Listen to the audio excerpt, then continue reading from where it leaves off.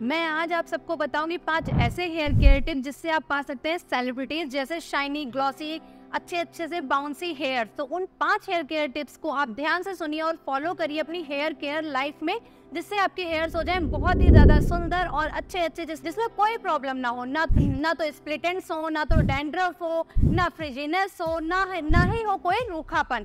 तो बस आज इन्हीं टॉपिक को पकड़ते हुए चलते हैं और देखते हैं कि कैसे आप अपने हेयर्स को ग्लॉसी, शाइनी, सेलिब्रिटीज जैसे बना सकते हैं।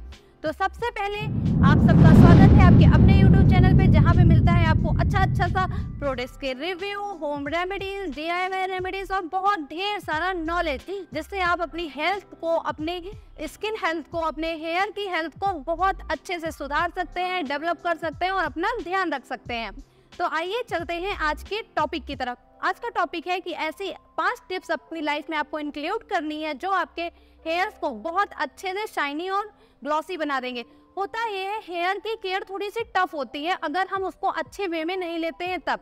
अब हमारे पास इतना टाइम तो है नहीं कि भाई हम रोज नए एक्सपेरिमेंट करें, रोज नई चीजें ट्राई करें जिससे हमारे हेयर्स बहुत अच्छे हो जाए।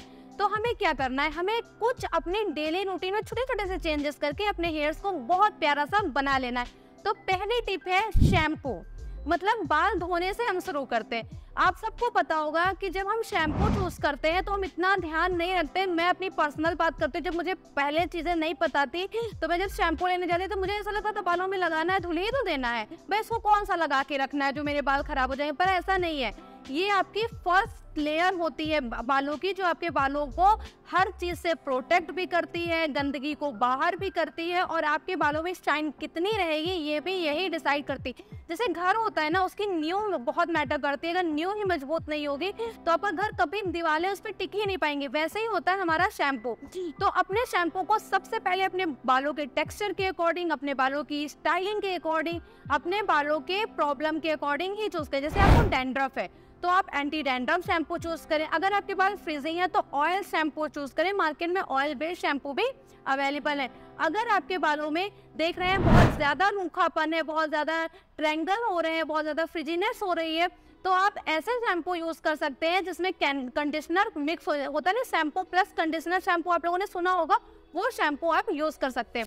अब हम इन्हीं के साथ ऐड करेंगे छोटे से नोट जो आपको चीजों से भी बचा सकते हैं। जैसे आप एंटी डैंड्रफ शैम्पू लेके आए, आपको बहुत सारा डैंड्रफ है, तो उसी शैम्पू में आपको क्या करना है, कॉफी, 1 चम्मच कॉफी मिला लेना है अपने शैम्पू में और आपको कॉफी वाले शैम्पू से हेयर वॉश कर लेने। आपका वो कॉफी आपके बालों को डिटॉक्स कर देगा, आपके बालों को इतना क्लियरिफाइंग कर देगा कि आपके बालों से डैंड्रफ एक बार में ही चला जाएगा। अब हम चलते हैं फ्रिजीनेस को खत्म करने के लिए। अगर हमारे बालों में बहुत ज्यादा फ्रिजीनेस है, अगर ऑयल बेस्ड शैम्पू नहीं है आपके पास, क्योंकि ऑयल बेस्ड शैम्पू बहुत ज्यादा कॉस्टली आते हैं मार्केट में।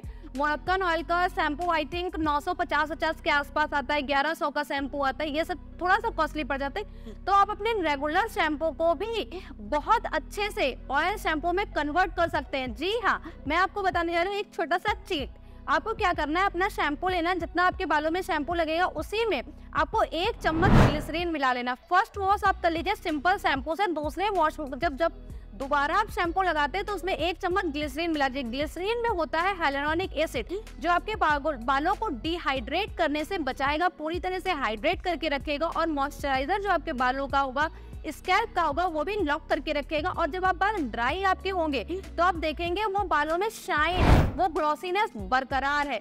तो ये हो गई आपकी फ्रिजीनेस से छुटकारा और आपके डैंड्रफ का छुटकारा पाने का तरीका। ये आप ऐड करिए, आप देखिए आपके बाल कितने अच्छे हो जाते हैं। अब हम चलते हैं दूसरी टिप की तरफ। तो जो दूसरी टिप है वो है हेयर ऑयलिंग। हेयर ऑयलिंग बहुत ज्यादा जरूरी है। बहुत सारे लोग कहने लगे कि ऑयल नहीं लगाना चाहिए बालों में क्योंकि ऑयल की परत जम जाती है। आपने भी ये बातें सुनी है, तो ऐसा कुछ नहीं होता भाई। पुराने जमाने से ऑयलिंग होती चली आ रही, तो क्या बाल खराब हो गए? नहीं, किसी के बाल, और आपने देखा होगा पुराने टाइम पे सबके बाल खूब मोटे लंबे घने थे, उनमें तो कहीं नहीं ऑयल जम गया। आप जब अच्छे से बालों को धुलेंगे भाई ऑयल निकल जाएगा, क्यों जमेगा ऑयल? तो आपको क्या करना है, जैसे कि मैं इस टाइम समर्स है तो मैं कोकोनट ऑयल यूज कर रही हूँ। मैं कोकोनट ऑयल में थोड़ा सा जैतून का तेल या फिर थोड़ा कैस्टर ऑयल, दोनों में से एक ऑयल को मिक्स करती हूँ और अपने बालों में अच्छे से मसाज करती हूँ। हीट बिल्कुल नहीं करती हूँ। क्या होता है, जब सर्दियों में आप तेल लगाएं तो थोड़ा गुनगुना कर लें, बट अगर आप गर्मियों में तेल लगा रहे हैं तो उसको गुनगुना करने की जरूरत नहीं है। आप अच्छे से मसाज करें। और मसाज करने का तरीका ये है, आप अपने सर को नीचा करिए और बालों को आगे की तरफ करके अच्छे से स्कैल्प पे इन फिंगर की टिप की सहायता से बढ़िया तरीके से मसाज करें। तब आपके ब्लड का फ्लो अपोजिट डायरेक्शन में आएगा और आपके बालों की लेंथ बढ़ेगी, आपके बालों की ग्रोथ होगी। इसीलिए ऑयलिंग बहुत ज्यादा जरूरी है आपके बालों के लिए। आप 1 नाइट के लिए बालों में ऑयल लगा सकते हैं, जैसे शाम को लगाइए, सुबह अपना हेयर वॉश कर लीजिए। अगर आपके पास इतना टाइम नहीं है तो आप 2 घंटे पहले वॉश के बहुत अच्छे से ऑयलिंग कर सकते हैं। ये रही टिप नंबर 2। अब हम आते हैं अपनी टिप नंबर 3 पे, हेयर मास्क। जैसे कि आपके हेयर मास्क बहुत ज्यादा आजकल मार्केट में बिल्कुल ट्रेंड कर रहे हैं, बहुत तरह के हेयर मास्क आ रहे हैं, बहुत अच्छे अच्छे हेयर मास्क आ रहे हैं। तो हेयर मास्क को अपनी जो हेयर केयर रूटीन है उसमें ऐड करिए, बहुत अच्छा होता है बालों में हेयर मास्क लगाना। अगर आपके पास मार्केट बेस कोई अच्छा सा हेयर मास्क है जो आपके बालों को सूट कर रहा है तो आप वो कंटिन्यू कर सकते हैं। बट अगर आप अभी तक की हेयर मास्क नहीं लगाते तो आप होममेड हेयर मास्क लगा सकते हैं, जो मैं यूज करती हूँ। मैं क्या करती हूँ, एक एवोकाडो लेती हूँ, एक बनाना लेती हूँ, उसमें मिलाती हूँ 2 चम्मच शहद। शहद बालों के लिए बहुत अच्छा होता है क्योंकि शहद में मॉइस्चराइजिंग प्रॉपर्टीज होती हैं जो आपके बालों को मॉइस्चराइज करती हैं, आपके क्यूटिकल को बंद करती हैं। जो स्प्लिट एंड्स की प्रॉब्लम होती है उसके लिए ये मास्क किसी वरदान से कम नहीं है। ये मास्क छोटे छोटे बालों के इतने इतने से पार्ट ले लीजिए और डायरेक्ट, मैंने बहुत बार तरीका बताया, आप वैसे अपने बालों में लगा सकते हैं। पूरे बालों में लगाने के बाद आप इसको 2 घंटे किसी भी सिल्वर फॉइल से कवर करके या फिर सेलोफिन से कवर करके रख लीजिए। फिर थोड़ी देर बाद जब आप हेयर वॉश करेंगे आप देखेंगे आपके बालों में इस पास से 100 गुना ज्यादा ग्लॉसीनेस शाइन आ गई है।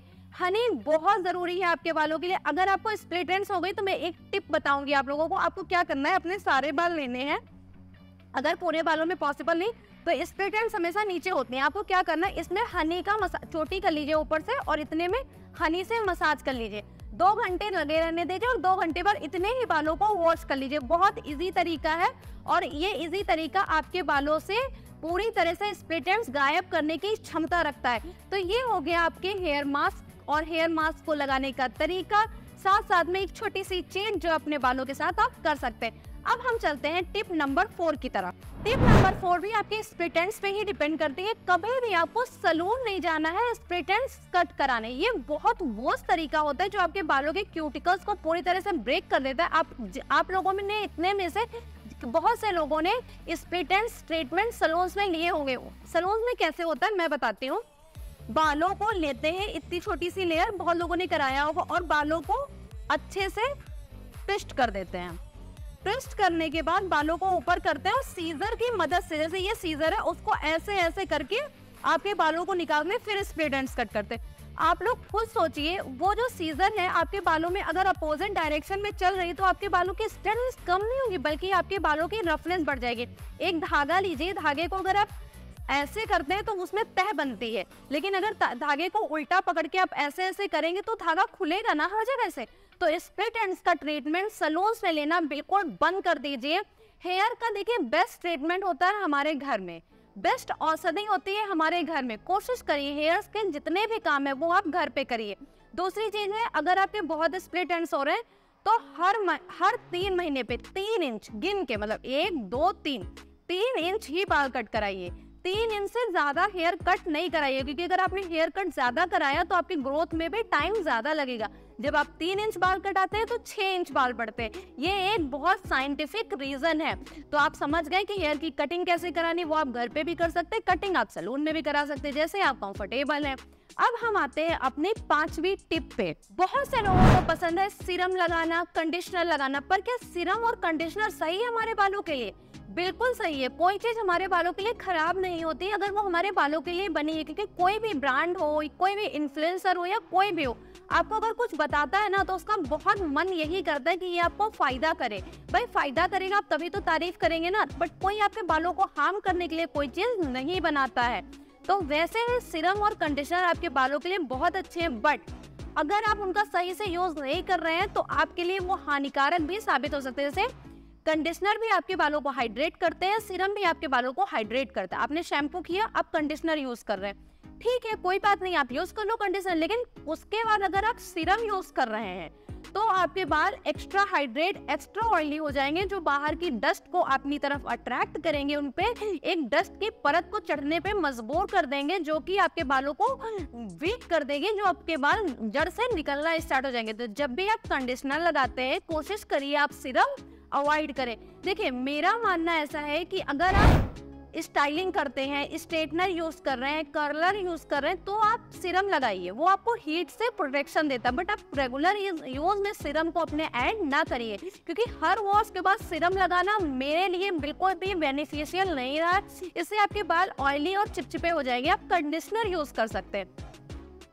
अगर आप हफ्ते में 3 बार बाल धुलते हैं तो कंडीशनर 2 बार यूज करिए। अगर आपके बाल अगर आप हफ्ते में 2 बार बाल धुलते हैं तो कंडीशनर 1 बार यूज करिए। मतलब आप समझ सकते हैं, हर वॉश के बाद कंडीशनर भी यूज नहीं करना, क्योंकि कंडीशनर भी एक क्रीम है।